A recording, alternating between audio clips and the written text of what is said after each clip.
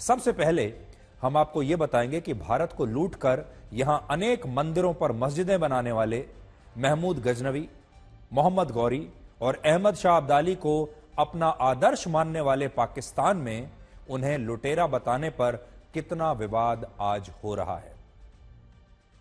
पाकिस्तान के रक्षा मंत्री ख्वाजा मोहम्मद आसिफ ने एक टीवी इंटरव्यू में कहा है कि वो महमूद गजनवी, मोहम्मद गौरी और अहमद शाह अब्दाली को नायक नहीं मानते बल्कि उन्हें लुटेरा मानते हैं। और उनके इस बयान को लेकर पाकिस्तान में अब एक नया विवाद छिड़ गया है। पाकिस्तान के मुसलमान कह रहे हैं कि जिन्हें पूरा देश अपना आदर्श मानता है उन्हें पाकिस्तान की सरकार या पाकिस्तान के रक्षा मंत्री लुटेरा कैसे कह सकते हैं। और अब पाकिस्तान के लोग अपने ही रक्षा मंत्री का इस्तीफा मांग रहे हैं क्योंकि उन्होंने ये कड़वा सच टीवी पर आकर कह दिया।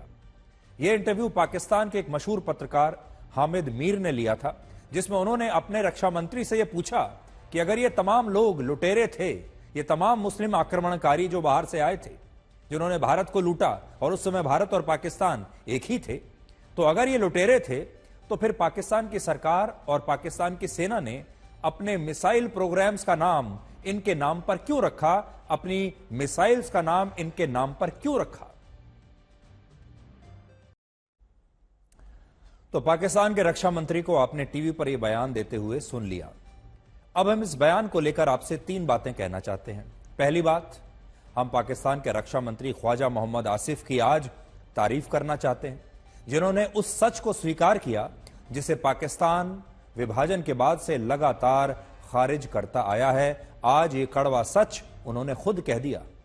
पाकिस्तान ने इन मुस्लिम आक्रमणकारियों और लुटेरों को आज तक सिर्फ इसलिए इतना सम्मान दिया, इन्हें अपना हीरो बनाया, क्योंकि इन्होंने ही अविभाजित भारत को लूटकर यहां करोड़ों हिंदुओं पर अत्याचार किए थे, यहां के मंदिर तोड़े थे, मंदिरों पर मस्जिद का निर्माण किया था और सनातन धर्म को मिटाने की पूरी कोशिश की थी। दूसरा, पाकिस्तान के रक्षा मंत्री ख्वाजा मोहम्मद आसिफ कोई नए और नौसिखिया नेता नहीं है कि उनके मुंह से गलती से यह बात निकल गई।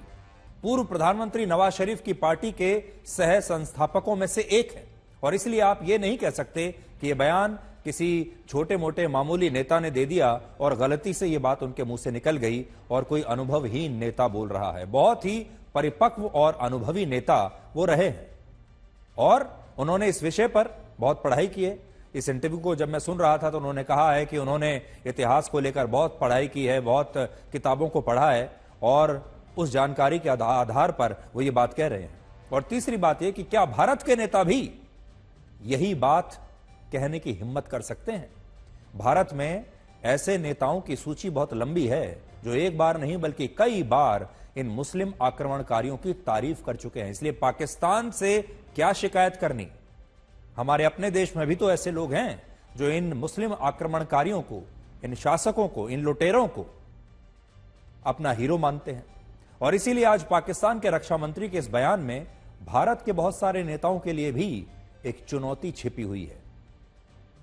पाकिस्तान ने जब अपना मिसाइल प्रोग्राम लॉन्च किया तब इसका पहला और आखिरी मकसद था भारत को नीचा दिखाना और भारत के करोड़ों हिंदुओं का अपमान करना, क्योंकि वहां सब कुछ धर्म के नाम पर होता है, इस्लाम के नाम पर होता है। पाकिस्तान ने अपनी कई मिसाइल्स के नाम उन मुस्लिम आक्रमणकारियों के नाम पर रखे जिन्होंने भारत को लूटकर यहां कई मंदिरों को तोड़ा था, उन मंदिरों पर मस्जिदें बनाई थी। अब जरा नजर डालिए कि पाकिस्तान की ये जो न्यूक्लियर मिसाइल्स हैं, बैलिस्टिक मिसाइल्स हैं, इनके नाम क्या हैं। इनमें से एक मिसाइल का नाम है गजनवी, दूसरी मिसाइल का नाम है गौरी, तीसरी मिसाइल का नाम है अब्दाली और चौथी मिसाइल का नाम उसने रखा बाबर। जरा देखिए अपनी स्क्रीन पर, पाकिस्तान की मिसाइलें हैं लेकिन नाम जरा देखिए, बाबर, अब्दाली, गजनवी, गौरी। ये पाकिस्तान की वो बैलिस्टिक और न्यूक्लियर मिसाइल्स हैं जिनकी पूरी दुनिया में चर्चा हो रही थी जब इन्हें उन्होंने लॉन्च किया था। और इससे उस समय 2 बातें हुई। पहला, पाकिस्तान ने इन मुस्लिम आक्रमणकारियों और लुटेरों को अपना नायक बताकर उन्हें सम्मान दिया, क्योंकि अपनी इतनी महत्वपूर्ण मिसाइलों का नाम इन लोगों के ऊपर रखा। दूसरा, उसने यह भी स्पष्ट कर दिया कि वो भारत और भारत के हिंदुओं से कितनी नफरत करता है। उसने ऐसे मुस्लिम आक्रमणकारियों और लुटेरों पर खुद को गौरवान्वित महसूस कराया, जिन्होंने भारत में न जाने कितने मंदिरों को तोड़कर उन पर मस्जिदें बनवाई और सोने की चिड़िया कहे जाने वाले भारत को उन्होंने वर्षों तक, हजारों साल तक वो लूटते रहे। हमारे यहां रहने वाले करोड़ों हिंदुओं पर उन्होंने अत्याचार किए, उन्हें इस्लाम धर्म कबूल करने पर मजबूर किया और सनातन धर्म को मिटाने की हर कोशिश उन्होंने की। इनमें भी पाकिस्तान ने सबसे ज्यादा सम्मान महमूद गजनवी और मोहम्मद गौरी को दिया। महमूद गजनवी वही मुस्लिम आक्रमणकारी था जिसने भारत पर 17 बार हमला किया था। वर्ष 999 से 1030 के बीच उसने भारत के 1000 से ज्यादा मंदिरों को लूटकर उन्हें पूरी तरह से नष्ट करने की कोशिश की। इनमें गुजरात का मशहूर सोमनाथ मंदिर और मथुरा में श्री कृष्ण जन्मभूमि पर बना प्राचीन मंदिर भी शामिल था। आज मैं अपने साथ एक पुस्तक लेकर आया हूं, उसके कुछ अंश लेकर आया हूं जो मैं आपको पढ़कर सुनाऊंगा, और इस पुस्तक का नाम है history of the rise of the Mohammedan power in India. और यह पुस्तक 17वीं शताब्दी में लिखी गई थी, और यह 17वीं शताब्दी में लिखी गई उस पुस्तक का अनुवाद है जिसे पर्शिया के एक इतिहासकार ने वर्ष 1600 के बाद लिखा था। इस इतिहासकार का नाम था मोहम्मद कासिम फरिश्ता, और उसके द्वारा लिखी गई पुस्तक का अनुवाद वर्ष 1829 में पहली बार अंग्रेजी भाषा में हुआ था। इस पुस्तक के मुताबिक वर्ष 999 से 1030 के बीच मोहम्मद गजनवी ने भारत को इतना लूटा जितना अंग्रेज हमें 200 वर्षों में भी नहीं लूट पाए। उसने आज के हिसाब से भारत के मंदिरों से 48 ट्रिलियन यूएस डॉलर्स का सोना और दूसरे खजाने लूटे, जो भारतीय रुपयों में आज के समय में 3,933 लाख करोड़ रुपए बनते हैं। जरा सोचिए, 3,933 लाख करोड़ रुपए महमूद गजनवी यहां से लूट कर ले गया।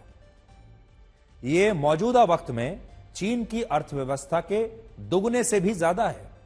चीन की अर्थव्यवस्था इस समय लगभग 1,500 लाख करोड़ की है, जबकि महमूद गजनवी ने भारत का लगभग 4,000 लाख करोड़ रुपए का खजाना लूट लिया, और आज भारत की कुल अर्थव्यवस्था भी 400 लाख करोड़ रुपए की नहीं है। इस पुस्तक के पेज नंबर 74 पर लिखा है कि जब महमूद गजनवी गुजरात के सोमनाथ मंदिर को लूटने के लिए आया, तब उसे इस मंदिर के खजाने में इतना सोना और अशर्फियां मिली जितनी उसने कभी किसी और राजशाही खजाने में नहीं देखी थी। इसी पुस्तक के पेज नंबर 58 और 59 पर लिखा है कि महमूद गजनवी ने मथुरा में भगवान श्री कृष्ण की जन्मभूमि उजाड़ने के लिए अपनी पूरी ताकत लगा दी थी, और अपने एक गवर्नर से उसने कहा था कि मथुरा में मंदिरों को इस तरह से नष्ट किया जाए जिससे इस तरह का शहर अगले 200 वर्षों में भी कभी दोबारा बन ना पाए। और आज मैं उस पुस्तक के कुछ अंश आपको पढ़कर सुनाता हूं कि इसमें और क्या लिखा है। पहले आपको बता देता हूं यह पुस्तक का नाम, अगर आप चाहें तो देख सकते हैं। ये देखिए, पुस्तक का नाम फिर से बता देता हूं, history of the rise of the Mohammedan power in India. और देखिए इसमें पुस्तक में क्या लिखा है। गजनी ने अपने गवर्नर को एक पत्र लिखा और यह फरमान दिया कि मथुरा में हजारों इमारतें हैं जो संगमरमर की हैं, यहां असंख्य मंदिर हैं। मथुरा की ऐसी वैभवता तभी संभव है जब मथुरा को ऐसा बनाने पर कई लाख दीनार खर्च हुए हों। इसलिए तुम इस शहर को इस तरह से नष्ट करो कि ऐसा शहर अगले 200 वर्षों में भी दोबारा ना बनाया जा सके। मथुरा के मंदिरों में 5 सोने की मूर्तियां पाई गईं, जिनकी आंखें मणिक की थी, रूबी की थी। इनकी कीमत 50,000 दीनार थी। एक अन्य मूर्ति पर एक नीलम पाया गया जिसका वजन 400 मिस्कल यानी 1.8 किलोग्राम था। इन मूर्तियों को पिघलाने के बाद 443 किलोग्राम शुद्ध सोना प्राप्त हुआ। इनके अलावा चांदी की 100 से ज्यादा मूर्तियां थीं, जिनमें कई को ऊंटों पर रखकर ले जाया गया। महमूद गजनी ने 20 दिनों तक मथुरा को लूटा और जलाया, ऐसा इस पुस्तक में लिखा है। आज मथुरा भी देश के उन स्थानों में से एक है जहां मंदिर मस्जिद का विवाद चल रहा है और हिंदू पक्ष के मुताबिक मथुरा की शाही ईदगाह मस्जिद भगवान श्री कृष्ण की जन्मभूमि पर ही बनी हुई है। महमूद गजनवी की तरह मोहम्मद गौरी ने भी भारत को खूब लूटा। भारत में गुलाम वंश और दिल्ली सल्तनत की स्थापना वर्ष 1192 में हुई थी, जब मोहम्मद गौरी ने तराइन की दूसरी लड़ाई में हिंदू सम्राट पृथ्वीराज चौहान को हराया। इसके बाद मोहम्मद गौरी ने भारत में बहुत सारे मंदिरों को तोड़वा दिया, उन पर मस्जिदों का निर्माण करवाया और उन्हीं में से अजमेर के वो जैन मंदिर भी शामिल थे जहां आज 2.5 दिन का झोपड़ा बना हुआ है। मोहम्मद गौरी ने इन मंदिरों को तोड़कर इन्हें मस्जिदों में तब्दील करने के आदेश दिए और बाद में इसी मस्जिद को 2.5 दिन का झोपड़ा कहा गया। मोहम्मद गौरी के ही कहने पर गुलाम वंश के पहले शासक कुतुबुद्दीन ऐबक ने 27 हिंदू और जैन मंदिरों को तोड़कर कुतुब मीनार के परिसर में भारत की सबसे प्राचीन मस्जिद का निर्माण करवाया था, जिसे कुव्वत उल इस्लाम मस्जिद कहते हैं।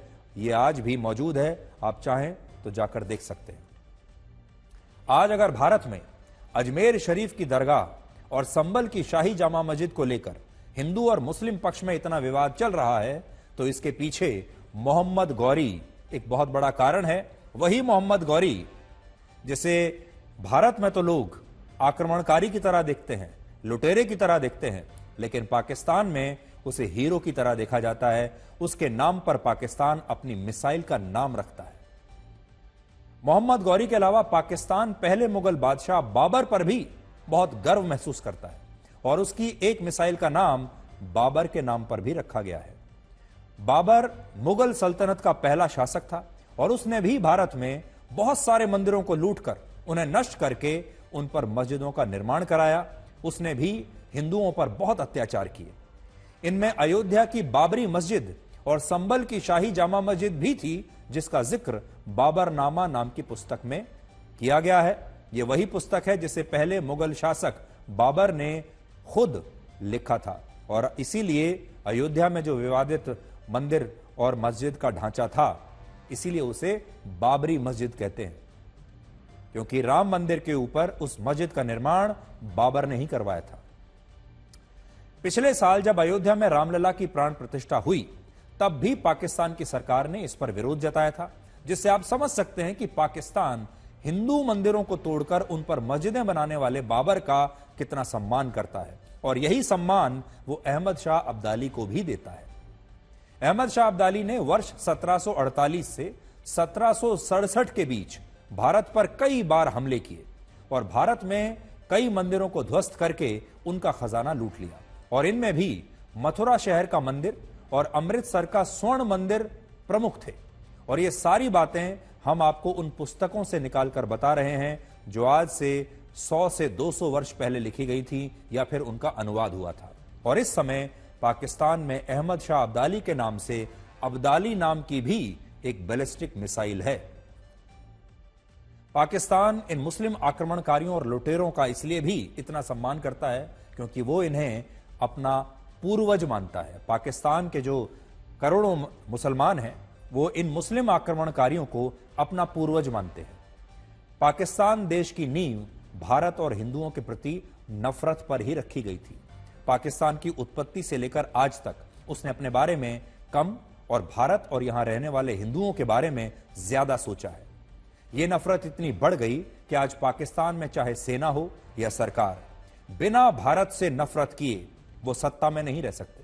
भारत से नफरत वहां की राजनीति का सबसे बड़ा मुद्दा है। कश्मीर वहां की राजनीति का सबसे बड़ा मुद्दा है और जो भी भारत का नुकसान करेगा, जो भी भारत में सनातन धर्म के खिलाफ बोलेगा, पाकिस्तान में उसका सम्मान किया जाएगा। पाकिस्तान की पूरी व्यवस्था भारत और हिंदुओं के विरोध पर खड़ी है और आज भी वहां रहने वाले 22 करोड़ मुसलमान महमूद गजनवी, मोहम्मद गौरी और बाबर जैसे आक्रमणकारियों को अपना पूर्वज मानते हैं, अपना हीरो मानते हैं और उन्हें इस बात से खुशी होती है कि उन्होंने भारत में हिंदुओं का दमन किया, मंदिरों को तोड़ा और सनातन धर्म को मिटाने की पूरी कोशिश की और यही पाकिस्तान के लोगों को खुश करने के लिए काफी है। हालांकि पाकिस्तान से तो हमने बड़ी शिकायत कर दी कि पाकिस्तान ऐसे लोगों को इतना सम्मान क्यों देता है जो भारत के दुश्मन हैं। और ये सारे मुस्लिम आक्रमणकारी भारत पर में तब आए थे जब भारत और पाकिस्तान एक ही थे, ये एक ही भूखंड था भारत, तब तो पाकिस्तान का निर्माण भी नहीं हुआ था। और उन्होंने जहां जहां भी लूटपाट की, आप समझ लीजिए उसका शिकार पाकिस्तान, आज का पाकिस्तान भी रहा होगा। लेकिन फिर भी देखिए भारत में क्या होता है और पाकिस्तान में क्या होता है। लेकिन पाकिस्तान से तो हमने शिकायत कर दी। इस खबर का एक पहलू और भी है, और वो पहलू आज आपको थोड़ा सा परेशान भी कर सकता है। आज हम पाकिस्तान को लेकर ये शिकायत तो करते हैं कि वो भारत में मंदिरों को तोड़ने वाले, सनातन धर्म को खतरे में डालने वाले, हिंदुओं पर अत्याचार करने वाले इन मुस्लिम आक्रमणकारियों का इतना सम्मान करता है, उन्हें अपना हीरो मानता है। लेकिन एक बार जरा सोचकर देखिए कि हमारा अपना देश खुद इन मुस्लिम आक्रमणकारियों के बारे में क्या कहता है। आज हमारे स्कूलों की किताबें इन मुस्लिम आक्रमणकारियों के महिमा मंडन से, तारीफों से भरी हुई हैं। हमारे देश में बहुत सारे पार्क्स, बहुत सारी सड़कें, हमारे शहर, हमारे जिले, हमारे कस्बों के नाम, यहां तक कि बड़े बड़े वीवीआईपी इलाकों के नाम इन मुस्लिम आक्रमणकारियों के नाम पर हैं आज भी। जिस तरह पाकिस्तान के रक्षा मंत्री ख्वाजा मोहम्मद आसिफ उस इंटरव्यू में कह रहे थे कि सियालकोट में उनके घर के बाहर की सड़क का नाम महमूद गजनवी रोड है, ठीक उसी तरह से भारत के बहुत सारे मंत्री, बहुत सारे सांसद, सरकार के बड़े बड़े अधिकारी, सुप्रीम कोर्ट और हाई कोर्ट के बड़े बड़े जज, संवैधानिक पदों पर बैठने वाले बड़े बड़े लोग आज भारत की राजधानी दिल्ली के ऐसे इलाकों के सरकारी बंगलों में रहते हैं जिन इलाकों का नाम इन्हीं मुस्लिम आक्रमणकारियों के नाम पर रखा गया है। उन्हीं बाजारों में जाकर, उन्हीं मार्केट्स में जाकर शॉपिंग करते हैं, उन्हीं पार्क्स में टहलने के लिए जाते हैं, मॉर्निंग वॉक करने के लिए जाते हैं, जिनके नाम मुस्लिम आक्रमणकारियों के नाम पर है। इनमें एक इलाके का नाम है लोधी एस्टेट।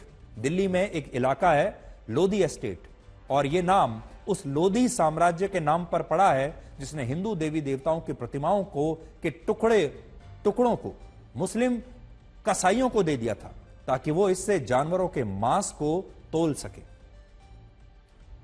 उसी के नाम पर आज हमारे देश में लोधी एस्टेट है, जहां बड़े बड़े सरकारी बंगले हैं। वहां पर आज भी हमारे बहुत सारे सांसद रहते हैं, बहुत सारे भारत सरकार के मंत्री रहते हैं। उसी के सामने लोधी गार्डन है, जहां पर देश के बड़े बड़े लोग, प्रभावशाली लोग मॉर्निंग वॉक करने के लिए जाते हैं। लेकिन सोचिए, इसके बाद भी हम पाकिस्तान से शिकायत करते हैं कि वो इन मुस्लिम आक्रमणकारियों को इतना सम्मान क्यों करता है, जबकि सच्चाई यह है कि हमारा देश भी इनका दिल खोलकर सम्मान आज भी कर रहा है। अब आपको एक और उदाहरण देता हूं। सितंबर 2023 में भारत में G20 का समिट हुआ था। G20 समिट का आयोजन हुआ था, और उस समय भारत की मौजूदा सरकार ने एक बुकलेट जारी की थी जिसका नाम था Bharat the mother of democracy. Bharat the mother of democracy. ये 52 पन्नों की बुकलेट थी जिसमें मुगलों की भी तारीफ की गई थी और अकबर के शासन को महान बताया गया था। 2023 की बात है, बहुत पुरानी बात नहीं है, जब G20 समिट का आयोजन हमारे देश में हुआ। इस बुकलेट के कुछ अंश आज लेकर आया हूं। इसमें क्या लिखा है आपको पढ़कर बताता हूं, देखिए।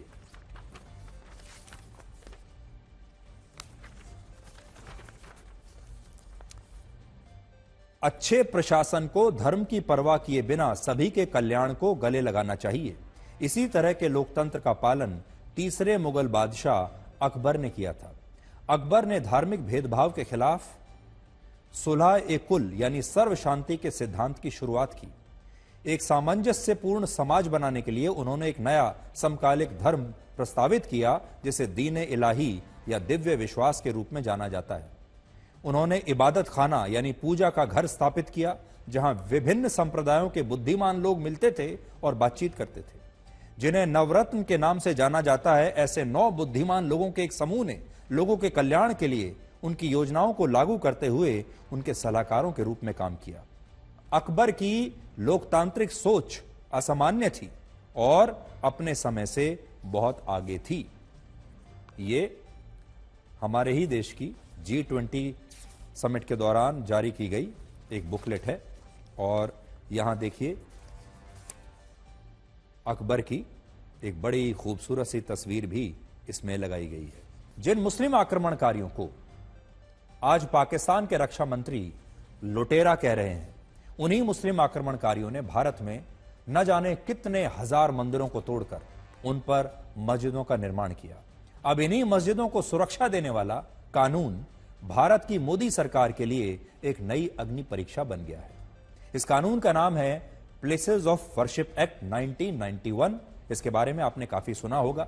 यह वही कानून है जिसके तहत भारत में सभी धार्मिक स्थलों की 15 अगस्त 1947 से पहले की यथास्थिति को सुनिश्चित करने का अधिकार दिया गया है।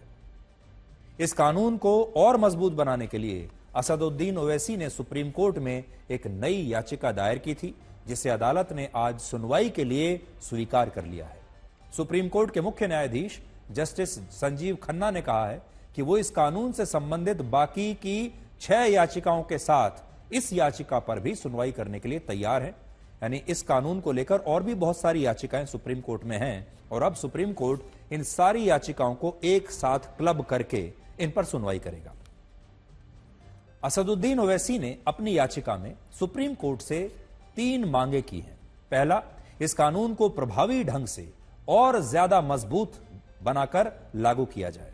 दूसरा, मस्जिदों के नीचे हिंदू मंदिर होने के जो मामले लगातार बढ़ रहे हैं उन पर अंकुश लगे, ये रुकने चाहिए। और तीसरा, अदालत इसके लिए केंद्र की मोदी सरकार की जिम्मेदारी तय करे। ये 3 मांगे ओवैसी साहब ने की है। वर्ष 1991 में जब यह कानून अस्तित्व में आया तब भारत में कांग्रेस की सरकार थी और प्रधानमंत्री थे पीवी नरसिम्हा राव। उस समय बीजेपी ने लोकसभा में इस कानून का पूरा विरोध किया था। एल.के. आडवाणी लगातार संसद के अपने भाषणों में यह कह रहे थे कि इस कानून से देश में मंदिर मस्जिद का विवाद खत्म होने की बजाय और ज्यादा बढ़ जाएगा, और यह बात उनकी बिल्कुल सही थी। लेकिन कांग्रेस ने इनमें से एक भी आपत्ति को स्वीकार नहीं किया। इसके विरोध में बीजेपी ने भी वोटिंग के दौरान लोकसभा से वॉकआउट किया और उस समय लोकसभा में बीजेपी के पास 120 सांसद थे। अगर वॉकआउट करने के बजाय बीजेपी वोटिंग में हिस्सा लेती तो शायद इस कानून का पास होना इतना आसान ना होता, लेकिन तब बीजेपी ने ऐसा नहीं किया। बीजेपी का स्टैंड यही था कि वो इस कानून के खिलाफ है। लेकिन एक तथ्य यह भी है कि उसने इस कानून के खिलाफ वोट करने की बजाय लोकसभा से वॉकआउट करने का फैसला किया था। आज 33 वर्षों के बाद वर्ष 2025 में यह कानून बीजेपी के लिए फिर से एक नई अग्नि परीक्षा बन गया है। फर्क सिर्फ इतना है, उस जमाने में बीजेपी विपक्षी पार्टी थी और आज बीजेपी सरकार में बैठी है। एक तरफ असदुद्दीन ओवैसी जैसे विपक्ष के नेता हैं जो चाहते हैं कि इस कानून को प्रभावी ढंग से लागू किया जाए और देश में ऐसी किसी भी मस्जिद का सर्वे या परीक्षण नहीं होना चाहिए जिसके नीचे हिंदू मंदिर होने का दावा किया जा रहा है। और यह कानून इस बात को सुनिश्चित भी करता है कि अयोध्या के बाबरी मस्जिद और राम मंदिर के विवाद के अलावा देश में कभी भी किसी भी और स्थान पर अगर कोई भी ऐसा विवाद होता है किसी भी पूजा स्थल को लेकर, तो उस पूजा स्थल के अस्तित्व को बिल्कुल भी बदला नहीं जाएगा। यह सुनिश्चित करता है। इसलिए जब तक यह कानून लागू है, हिंदू पक्ष चाहे कितनी भी अदालतों में चला जाए, कितने भी साक्ष्य सबूत पेश कर दे, लेकिन यह कानून जो है यह इस बात को सुनिश्चित करेगा कि आज जहां पर मस्जिद है वो मस्जिद ही रहेगी। यानी 15 अगस्त 1947 को जो यथास्थिति थी किसी भी मस्जिद की, किसी भी मंदिर की, चर्च की, गुरुद्वारे की, उसे अब आप बदल नहीं सकते। अगर उस दिन वो मस्जिद थी तो अब वो मस्जिद ही रहेगी। और दूसरी तरफ केंद्र में अब एनडीए की सरकार है जो इस मुद्दे को 4 वर्षों से लगातार टाल रही है। वर्ष 2020 से 12 दिसंबर 2024 के बीच इस कानून को लेकर सुप्रीम कोर्ट में 15 बार सुनवाई हुई है। 15 बार। इनमें से अलग अलग तारीखों पर 8 सुनवाइयों के दौरान सुप्रीम कोर्ट ने केंद्र सरकार से पूछा कि इस कानून पर आपकी क्या राय है, आप क्या कहना चाहते हैं इस कानून को लेकर, इसे आप बदलना चाहते हैं, इसमें संशोधन करना चाहते हैं या इस कानून के पक्ष में है।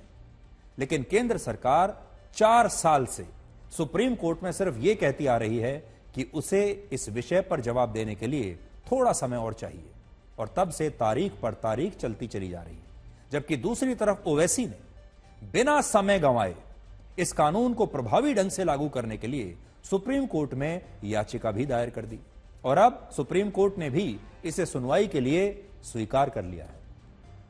हमारे देश में पिछले 11 वर्षों से बीजेपी और उसके सहयोगी दलों की सरकार है, एनडीए की सरकार है, लेकिन इस सरकार ने आज तक इस कानून को लेकर अपना रुख स्पष्ट नहीं किया, जबकि विपक्ष में रहते हुए बीजेपी इस कानून के सख्त खिलाफ थी। वर्ष 2014 में बीजेपी को 282 सीटें मिली, 2019 में 303 लोकसभा सीटें मिली।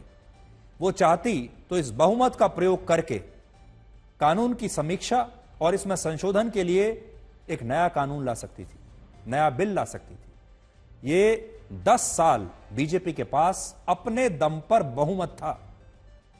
वो चाहती तो पूर्ण बहुमत की सरकार में इस मुद्दे पर सुप्रीम कोर्ट के बार बार पूछने पर अपना रुख स्पष्ट कर सकती थी, इस कानून को बदल सकती थी, संशोधन कर सकती थी, लेकिन सरकार ने ऐसा नहीं किया और उसे अब भी इस पर सोचने के लिए समय चाहिए।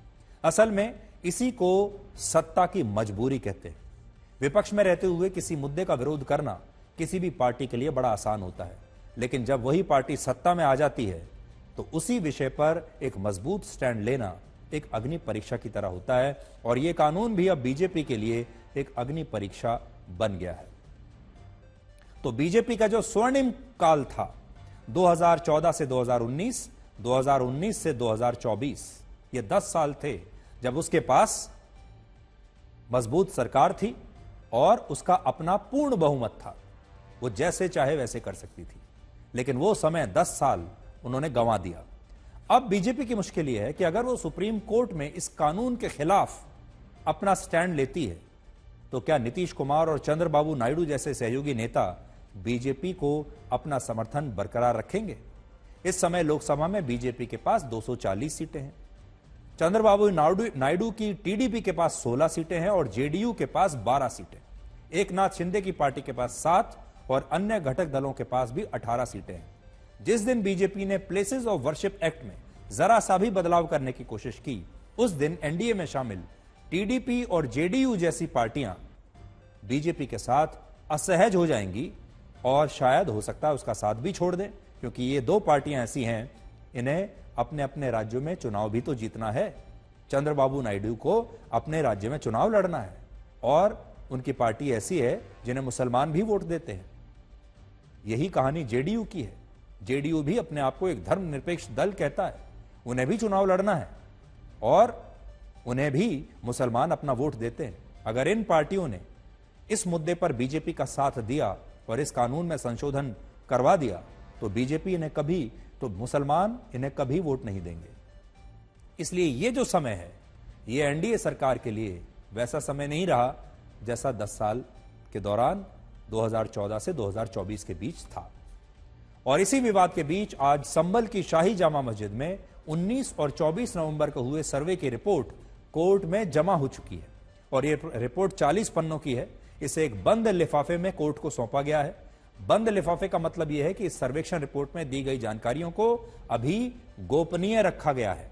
लेकिन एक विरोधाभास यह भी है कि आज शाम से ही मीडिया में सूत्रों के हवाले से यह पूरी रिपोर्ट प्रकाशित भी हो चुकी है। इसमें सूत्रों के हवाले से 5 बड़े दावे किए गए हैं।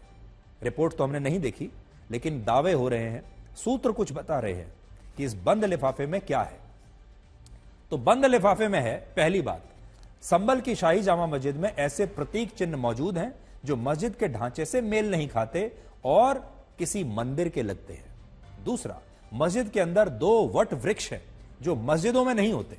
तीसरा, मस्जिद में एक कुआं है और यह कुआं आधा मस्जिद परिसर के अंदर है और आधा मस्जिद परिसर के बाहर है और इनमें भी कुएं के बाहर वाले हिस्से को ढक दिया गया है।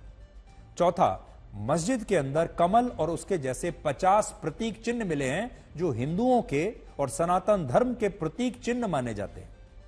पांचवा, मस्जिद में गुंबद के हिस्से से छेड़छाड़ हुई है और सर्वेक्षण टीम को पुराने ढांचे में बदलाव करने के सबूत मिले हैं।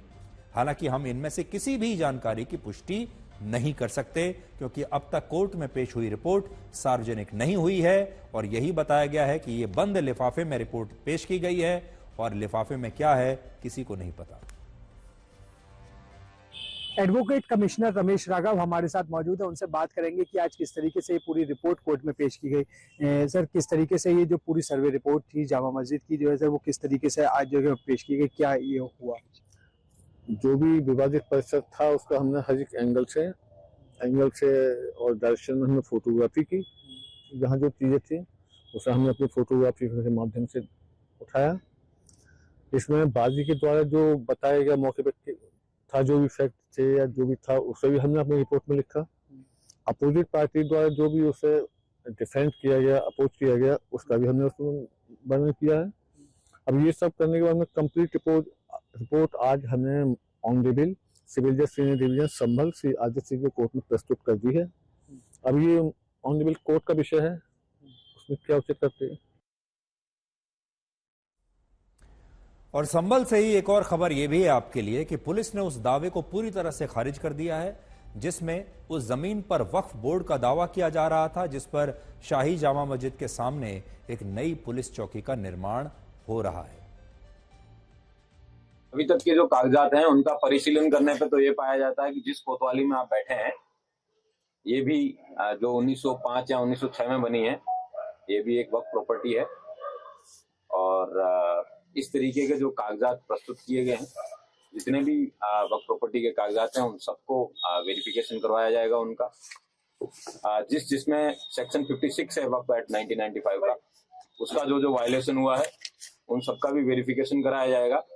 और जहां जहां पे इसके वायलेशन को पाया जाएगा और फर्जीवाड़े करके डॉक्यूमेंट करके एग्रीमेंट करके जो एक्सचेकर को भी जो लॉस हो रहा है, ये बेनामे कराए जा रहे हैं, जिसका कोई लीगल सैंक्टिटी बेनामे के तौर पे जो सेल डीड के तौर पे होना चाहिए वो नहीं है, उन सब में भी कार्रवाई की जाएगी। और इस पर्टिकुलर केस में जो रिपोर्ट एसडीएम, सीओ और ईओ ने दी है उसके आधार पे एक अभियोग पंजीकृत किया जाएगा और आगे की कार्रवाई सुनिश्चित की जाएगी।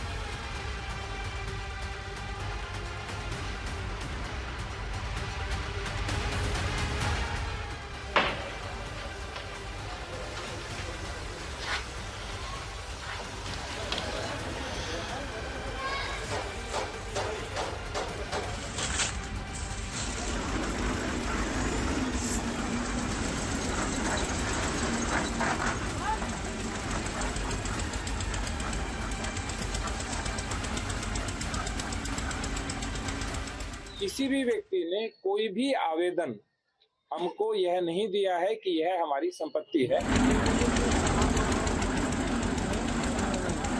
सत्यव्रत पुलिस चौकी के लिए एक दस्तावेज हमारे सामने डेलीगेशन के माध्यम से आया था।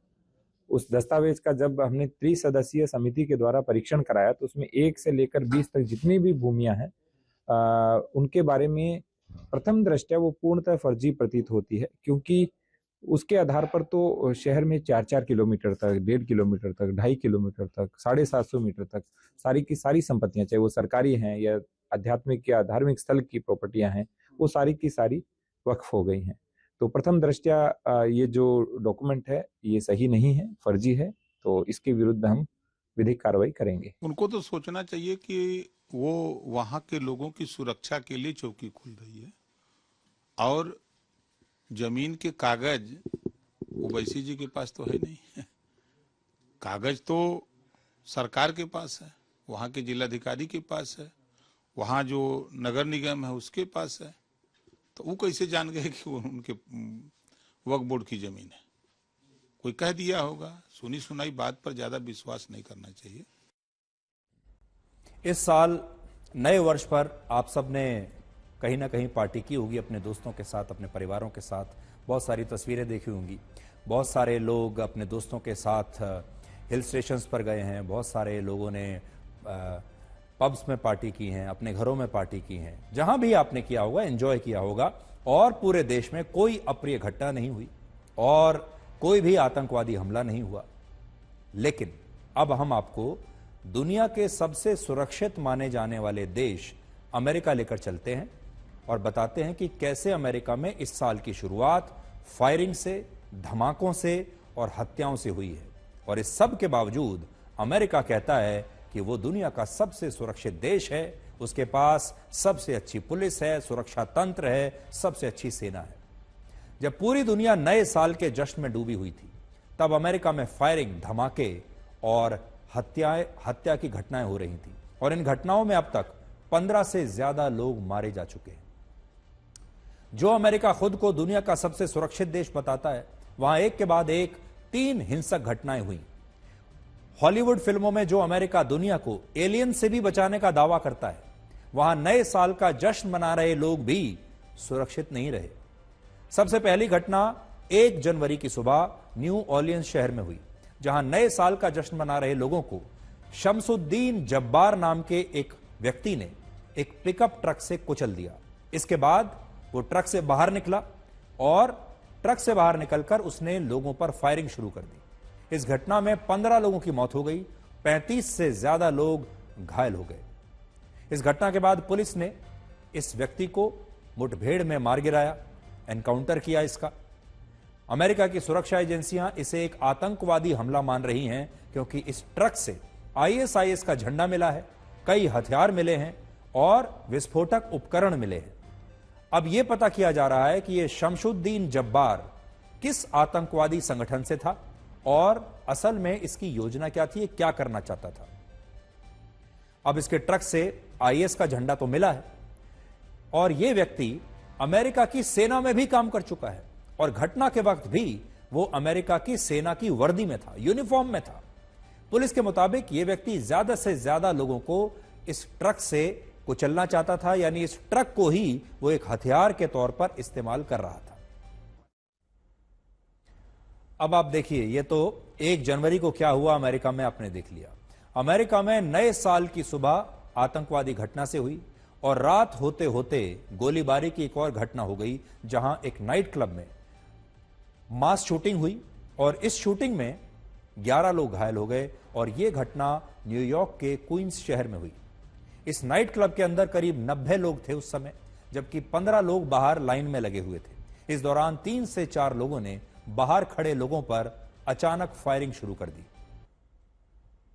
और तीसरी घटना अमेरिका के ही लास वेगस शहर में हुई, जब 2 जनवरी की सुबह ट्रंप होटल के बाहर खड़े टेस्ला के एक साइबर ट्रक में बॉम्ब ब्लास्ट हो गया। इस साइबर ट्रक में बैठे ड्राइवर की मौत हो गई, जबकि 7 और लोग जो इसके आसपास थे वो घायल हो गए।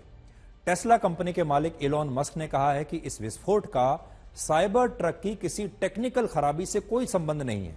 उन्होंने इसे भी आतंकवादी हमला बताया है और कहा है कि इस साइबर ट्रक में विस्फोटक रखे गए थे जो बाद में इस विस्फोट का कारण बने। और इलॉन मस्क ने साइबर ट्रक में धमाके और ट्रक से कुचले जाने वाली घटनाओं को आपस में जोड़ते हुए कहा है कि ये दोनों व्हीकल्स एक ही कार रेंटल वेबसाइट से किराए पर लिए गए थे। तो देखिए ये कितनी महत्वपूर्ण बात है। ये जो आप देख रहे हैं साइबर ट्रक जिसमें ये ब्लास्ट हुआ है, तस्वीरें लाइव ब्लास्ट की आप देखिए। इस गाड़ी को और जिस ट्रक से 15 लोगों को कुचलने की कोशिश की गई, कुचल दिया गया, वो ट्रक और ये साइबर ट्रक, ये दोनों ही एक ही जगह से किराए पर लिए गए थे। इस घटना में सबसे बड़ी बात है डोनाल्ड ट्रंप और इलॉन मस्क का कनेक्शन, क्योंकि यह घटना जिस होटल के बाहर हुई वो डोनाल्ड ट्रंप का होटल है और जिस साइबर ट्रक में यह बॉम्ब रखा गया वो साइबर ट्रक इलॉन मस्क की कंपनी का है, यानी टेस्ला का है। इसलिए सवाल उठता है कि क्या इन दोनों की छवि बिगाड़ने के लिए क्या यह हमला इन दोनों के ऊपर था? इन दोनों के ऊपर मतलब इनकी छवि के ऊपर यह हमला था। और आप जानते हैं कि इस समय पूरी दुनिया इलॉन मस्क और डोनाल्ड ट्रंप की दोस्ती की चर्चा कर रही है। ये दोनों गहरे दोस्त हैं और डोनाल्ड ट्रंप को इस चुनाव में इलॉन मस्क ने जबरदस्त तरीके से समर्थन दिया है। खुलकर उन्होंने ट्रंप का साथ दिया और डोनाल्ड ट्रंप अपनी सरकार में इलॉन मस्क को एक बहुत बड़ी जिम्मेदारी भी सौंप चुके हैं। तो धमाकों की तस्वीरें आपने देख ली।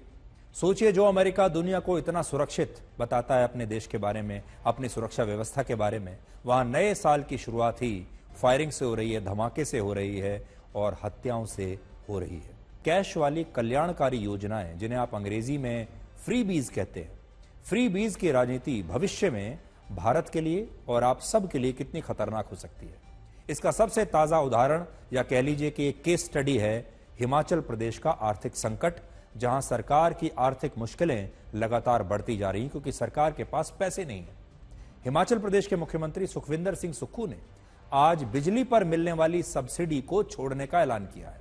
उनके साथ ही उनके सभी कैबिनेट मंत्रियों और कांग्रेस के विधायकों ने भी अब बिजली पर सब्सिडी लेने से इनकार कर दिया है।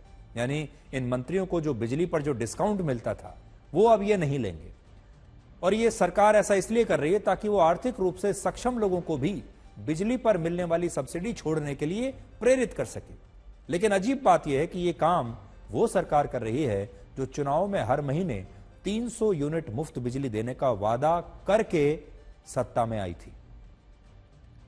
अब मुख्यमंत्री ही सब्सिडाइज बिजली छोड़ रहे हैं, अपने कैबिनेट के सदस्यों से कह रहे हैं कि आप भी छोड़ दीजिए। और फिर वो ये भी कहेंगे कि हिमाचल प्रदेश में जो अमीर लोग रहने वाले हैं, जो सक्षम है आर्थिक रूप से, उनसे भी कहेंगे कि आप भी ये सब्सिडी छोड़ दीजिए ताकि हम गरीब लोगों को दे सके। एक और दिलचस्प बात यह है कि कांग्रेस इस वादे से चुनाव तो जीत गई, लेकिन वो सरकार बनने के 2.5 साल के बाद भी इस वादे को पूरा नहीं कर पाई। हिमाचल प्रदेश में कांग्रेस की सरकार आने से पहले मार्च 2022 तक 69,000 करोड़ रुपए का कर्ज था, जो 2024 तक 86,600 करोड़ रुपए हो चुका है। और अनुमान है कि 2025 में ये 95,000 करोड़ रुपए तक हो जाएगा। और ये आंकड़े रिजर्व बैंक ऑफ इंडिया के हैं। हिमाचल सरकार के कुल बजट का 40% हिस्सा सैलरी में और पेंशन देने में चला जाता है, 20% पैसा कर्ज या उसकी ब्याज चुकाने में चला जाता है, और उसके बाद मुफ्त की योजनाओं पर खर्च करना पड़ता है। तो सोचिए प्रदेश के विकास के लिए सरकार के पास कितना ही पैसा बचता होगा। हम सोचते हैं कि जो समृद्धशाली लोग हैं और जो धनवान लोग हैं, जो अमीर लोग हैं, उनको किसी प्रकार का अनुदान नहीं मिलना चाहिए। और इस अनुदान के दृष्टिकोण से मुख्यमंत्री के तौर पर जब मैं हूं, मुझे सब कुछ मिलता है, हमारे मंत्रिमंडल के सदस्य सब कुछ मिलता है और हम पे करने की कैपेसिटी में है। तो हमने ये कोशिश की है कि जो समृद्धशाली लोग हैं वो स्वेच्छा से भी अपनी जो बिजली का अनुदान है, जो बिजली की सब्सिडी है, उसका त्याग कर सकते हैं।